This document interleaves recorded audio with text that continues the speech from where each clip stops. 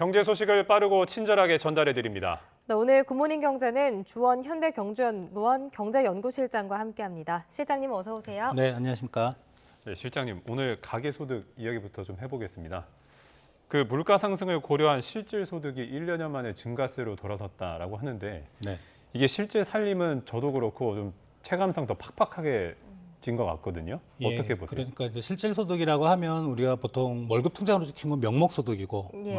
물가 상승분을 뺀 게 실질 소득인데 지금 대부분의 가게는 사실 그 소득보다 지출이 많아졌거든요. 왜냐하면 소비 쪽에 좀 그 물가도 많이 올랐고 그런 부분이 사실은 좀 실제로는 소득이 늘었을 수는 있지만 가계부를 쓰는 입장에서는 남는 돈이 별로 없다. 특히 이제 이자도 많이 늘었고요. 이제 그런 아마 체감적인 영향이 많이 좀 가해진 것 같습니다. 네. 그런데 이제 주목해야 할 게 실장님 저소득층 지표입니다. 앞서 실질 소득 증가세라고 말씀을 해주셨는데 저소득층 가구는 소득과 지출 모두 감소세거든요. 어떻게 좀 봐야 될까요? 우리가 이제 저소득층의 기준은 이제 우리가 5분위라는 용어를 쓰는데 예. 5분위라는 건 예를 들어 가구가 100가구가 있으면 순서대로 해서 20명, 20명, 20명씩 해서 맨 밑에 소득 계층을 1분위, 그러니까 20명을 1분위라 하고 그럼 가장 고소득층은 또 5분위 20명이 되겠죠. 그 1분위를 말하는 겁니다. 우리 샘플상의 한 20% 정도 차지하는. 그런데 아무래도 저소득층 같은 경우는 보통 이제 우리 중산층이라고 할 수 있는 정규직 일자리보다는 일용직 일자리가 좀 많고 그리고 3분기가 이게 7, 8월에 뭐 호우도 있었고 좀 이상기후가 있었습니다. 그럴 때는 이제 일용직 근로자들이 많이 좀 타격을 받거든요. 이제 그런 쪽에서 소득이 좀 많이 줄었고 당연히 소득이 주니까 버는 돈이 없으니까 저소득층은 또 이제 대출을 받기도 어렵거든요. 신용 대출을. 그러면 이제 소비도 주는 거죠. 그래서 요번에는 1, 2, 3, 4, 5분위 중에 2분위부터 5분위까지는 다 늘었는데 1분위 가장 그 저소득층만 지금 소득하고 소비가 다 줄은 걸로 나왔습니다. 그 방금 말씀해 주신 게 취약계층의 소득과 이 지출이 줄어든 이유를 설명해 주신 것 같은데 그러면 겨울에는 좀 어떨까요? 겨울에는 연료비라든지 아니면 생활비가 더 많이 들어가게 될 가능성이 크잖아요. 그 이제 우리가 소득에서 그러니까 전체 소비로 본다면 전체 소비에서 이 먹는 거를 차지하는 그 소비 지출 비중을 엔겔계수라고 하고 그다음에 전체 소비에서 이 주거비 그러니까 뭐 월세도 있을 거고 말씀하신 난방비, 연료비, 뭐 전기세 뭐 이런 것들 차지하는 거를 우리가 슈퍼배 계수라고 하는데 요 계수는 저소득층이 상당히 높습니다. 그러니까 자기들이 벌어들이는 소득을 가지고 소비를 할 때 어떻게 보면 의식주라고 할 수 있죠. 예. 생계비 비중이 상당히 높은데 당연히 최근에 여전히 에너지 가격이 높고 그렇다면 이제 주거비도 높을 거고 또 먹는 식품 가격도 많이 올랐지 않습니까? 그러면 이제 저소득층이 그런 쪽에 비중이 높다는 거는 그만큼 그쪽에 소비를 좀 많이 해야 되고 사실 그쪽 말고 다른 쪽에 쓸 소비 여력이 없다는 거죠. 그만큼 좀 날이 만약에 추워진다면 생각보다 더 추워진다면 올 겨울에는 보통 이제 올 여름이 더웠기 때문에 괜찮을 거라고 생각하시는 분들도 있고 또 반대로 과거의 통계를 보면 올 여름이 더웠을 때는 겨울이 더 춥더라. 그렇다면 저소득층의 생계비나 이런 비중이 높아지면서 저소득층이 더 어려워질 가능성이 충분히 있다고 생각이 됩니다. 이런 뭐 고물가나 이런 상황에 바람이 좀 저소득층에게 더 매섭게 부는 것 같아서 좀 그런데 이제 소득계층별 지출 분야도 한번 살펴보겠습니다. 저소득층은 고물가의 부담으로 의식주 지출을 늘렸는데 방금 말씀해 주신 것처럼 상위 20%는 교육비 지출을 크게 늘렸습니다. 이거 좀 어떻게 봐야 될까요? 당연히 고소득층은 생계비 비중이 적으니까요. 그만큼 여유가 있는 거고 그 여유가 있는 부분은 투자를 해야 되죠. 투자는 뭐 부동산이나 주식도 있지만 자식에 대한 투자가 제일 좋죠. 그게 이제 교육비인데 당연히 저소득층은 생계비 지출도 힘드니까 교육비에 대한 지출은 크게 늘 수가 없고 오히려 최근에 생계비가 갑자기 좀 점프한 그런 영향을 생각한다면 오히려 교육비를 많이 줄여야 되겠죠. 결국은 이게 투자인데 미래에 대한 투자잖아요. 그러니까 자기 자식 세대가 더 좋아질 수 있는 기회가 저소득층에서는 상당히 좀 줄어든다고 이렇게 보시면 될 것 같습니다. 그러니까 부의 대물림이 심화가 되고 또 양극화가 심해질 수 있다는 말씀으로 이해가 됩니다. 그런데 지금 보면은 상위 20% 소득은 늘고 하위 20%는 줄었어요. 양극화 지표는 2분기 연속 개선됐다고 나옵니다. 이거는 어떤 의미인가요? 이게 이제 우리 분배 지표가 뭐 진위계일 수도 있고 여러 가지가 있지만 최근에 많이 쓰는 건 이제 5분위 배율이라는 걸 쓰는데 아까 말씀드렸던 1분위가 가장 이제 저소득층이고 5분위가 이제 고소득층인데 1분위 20명의 평균 소득 그리고 5분위 맨 위에 위쪽에 20명의 평균 소득 요거를 나눠주는 겁니다. 대략 지금 보면 5분위 가장 잘 사시는 분들이 1분위에 대해서 소득이 5.5배거든요. 근데 요게 우리가 이제 통계는 사실 가계동향조사는 쭉 해왔지만 2019년에 이제 통계조사가 바뀌는 바람에 그 이전과는 비교하기는 어렵고 2019년 3분기 5.76, 2020년 5.92 요때보다는 지금 상당히 좀 낮아진 모습이거든요.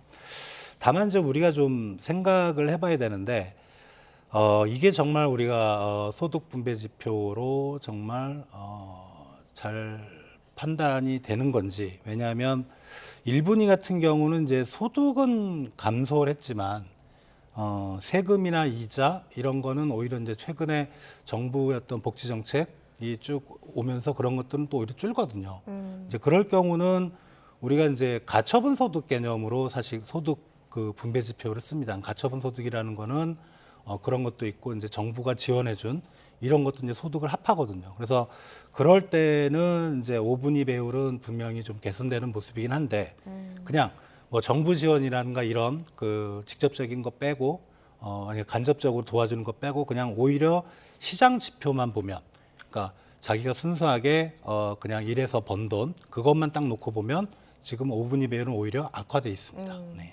자, 실장님 저희가 이렇게 쭉 이야기한 게 결국에는 이제 부의 대물림은 심화되고 양극화가 더욱 짙어질 우려가 지금 커지고 있는 상황인 것 같은데 어떤 대책이나 개선 방향이 필요할까요?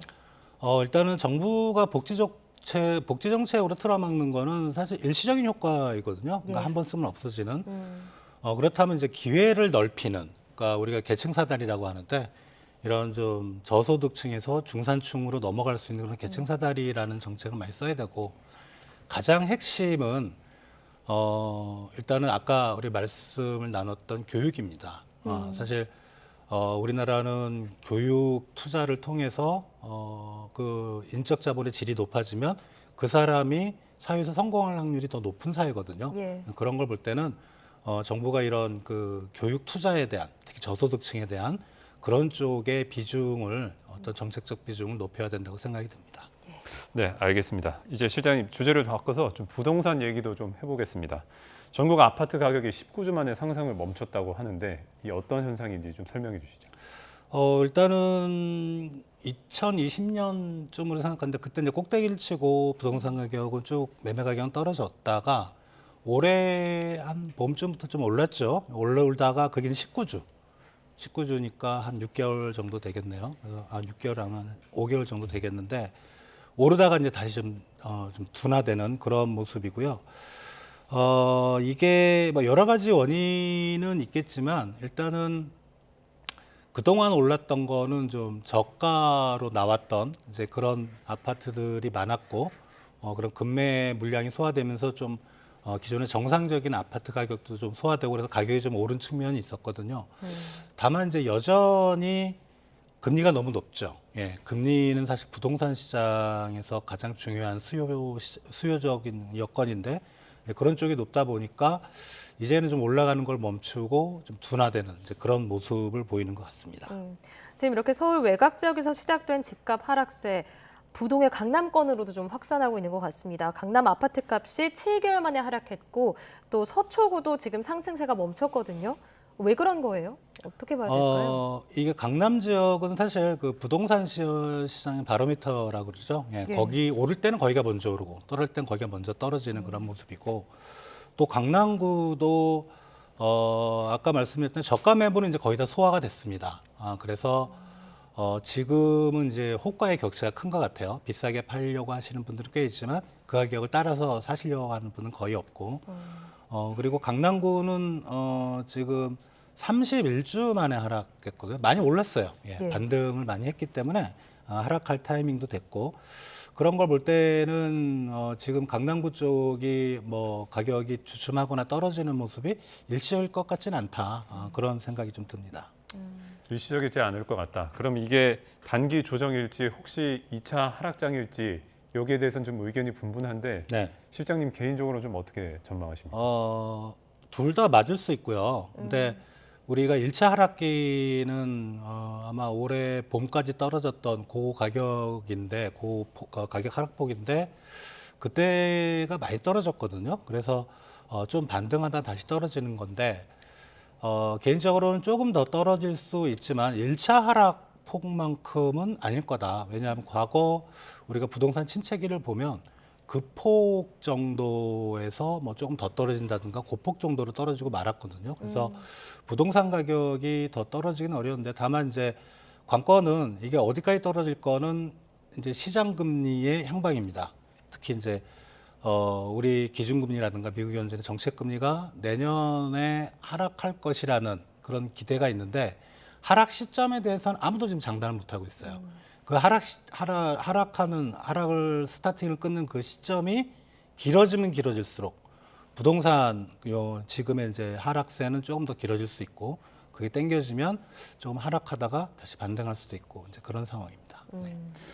그러면 가장 중요한 게 내 집 마련 시기가 언제쯤 노려볼 수 있느냐 일 텐데 네. 개인적으로 실장님께서 좀 전망을 해주신다면 이제 부동산 시장이라는 게 하락한다고 주구장창 하락하는 건 아니고 올라간다고 계속 올라가는 건 아닌데 지금 부동산 시장에 한 가지 좀 우려되는 포인트들이 있습니다. 내 집 마련하시는 분들한테. 그러니까 금리는 사실 시간이 가면 갈수록 이제 조금씩 뭐 크기는 않지만 하향 안정화 될 것 같은데 지금 주택 공급이 안 되고 있거든요. 전혀. 예. 그러니까 예를 들어 수주 같은 경우가 작년에 반토막 정도 나 있고 그리고 뭐 작년에 수주 그 건축 허가가 났던 것도 아직 착공들 안 된 것도 엄청 많아요. 그 말은 과거의 예를 보면 그렇게 주택 공급이 일시적으로 멈추면 한 2, 3년 지나서 주택 가격이 다시 폭등할 가능성도 있습니다. 이거는 뭐 어쩔 수 없는 상황, 수급 논리이기 때문에 그런 상황을 생각해서 제가 언제 타임이라고 말씀을 드릴 수는 없지만 결국은 시장은 수급 상황으로 해서 변하거든요. 그러니까 그런 타이밍을 아마 좀 잘 잡으셔야 될 것 같고 다만 이제 내년을 생각하시는 분들은 지금 약세가 시작된 주택 약세가 내년까지 이어질 수 있다는 것도 좀 염두에 두시고 조심하셔야 될 부분이라고 생각이 됩니다. 예. 네, 알겠습니다. 오늘 굿모닝 경제는 여기까지 듣겠습니다. 지금까지 주원 실장님과 함께했습니다. 실장님 감사합니다. 감사합니다.